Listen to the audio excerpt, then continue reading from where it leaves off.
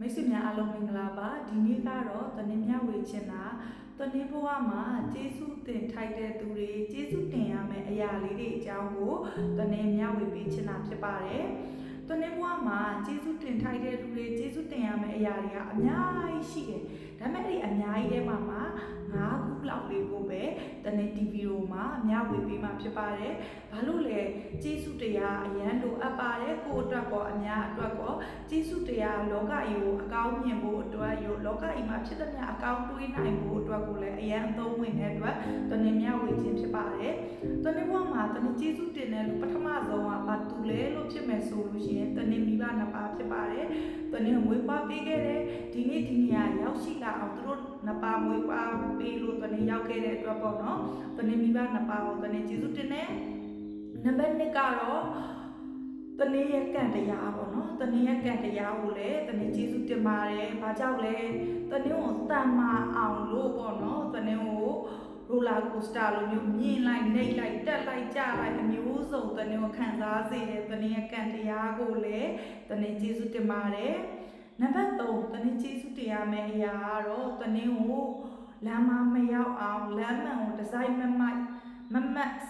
ရှောက်ဖြစ်အောင်ပေါ့နော်အဓိကတနင်္ကျေးဇူးတင်တာတော့တနင်္ဘာသာတရားပေါ့နော်ဘာသာတရားရဲ့အဆိုအဆုံးအမတွေကြောင့်တနင်္ဒီနေ့ဒီနေရာကိုရောက်ခဲ့တယ်အဲ့ဒီအတွက်ဘာသာတရားကိုပြောမယ်လက်ကင်ဒုတ်လိုမျိုးဆွဲမြဲသွားစေတဲ့အတွက်တနင်္ဘာသာတရားကိုတနင်္ကျေးဇူးတင်တယ်နောက်တနင်္ကျေးဇူးတင်ခြင်းတဲ့နံပါတ်4ကတော့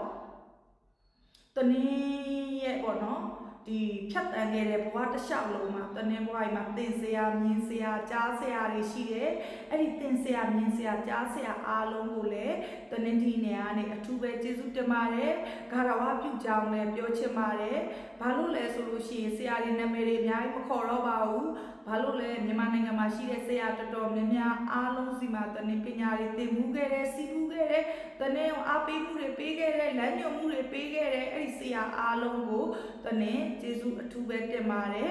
နောက်ဆုံးတနင်္ကျေးဇူးတင်ခြင်းတဲ့နံပါတ်5အရာကတော့တနင်္ဘဝမှာတကယ်အစစ်အမှန်ပေါ့နော်တနင်္ကိုပျော်ရွှင်မှုတွေပေးခဲ့တဲ့ဆရာသမားကောင်းအစစ်တွေ